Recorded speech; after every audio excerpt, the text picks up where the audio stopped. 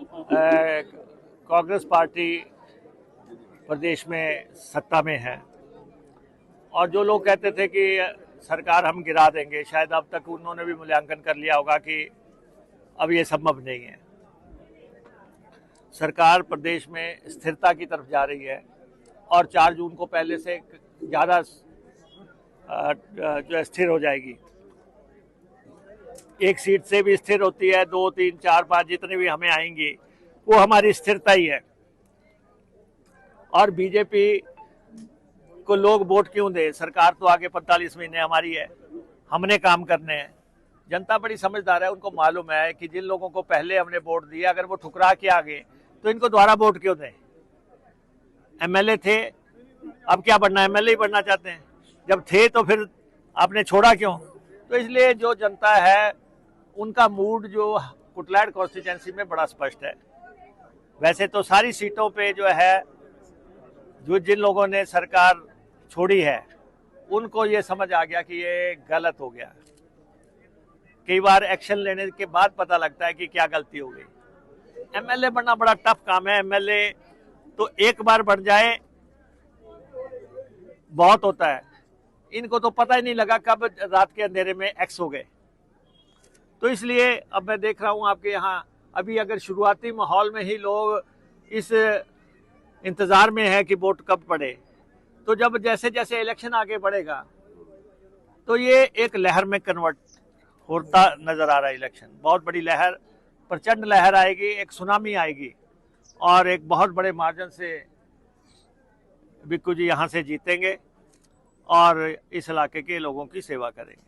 Sir, बागी विधायक बोल रहे हैं कि जी हम सरकार गिरा देंगे चुनावों के बाद। कौन सा गणित पढ़ के आए हैं वो? नहीं, ऐसा है कि मैं बागियों के बारे में बहुत ज़्यादा बात नहीं करना चाहता, क्योंकि अब एक गलत कर दिया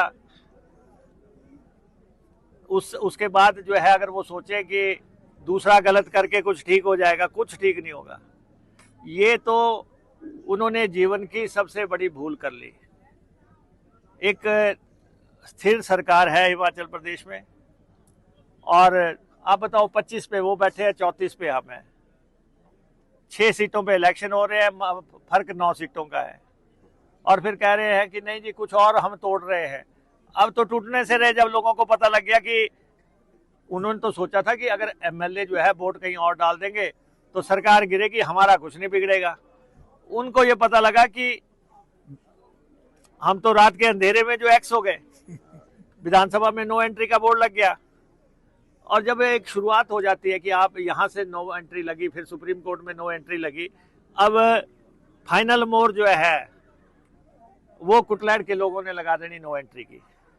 तो यहाँ से हमारा आग्रह रहेगा सारी जनता से, हमारे लोग हैं, कि आप जो है विवेक शर्मा को जिताएं और हमारा ये भी आग्रह रहेगा ऊना के लोगों से कम एक बार तो अपना एमपी बनाओ।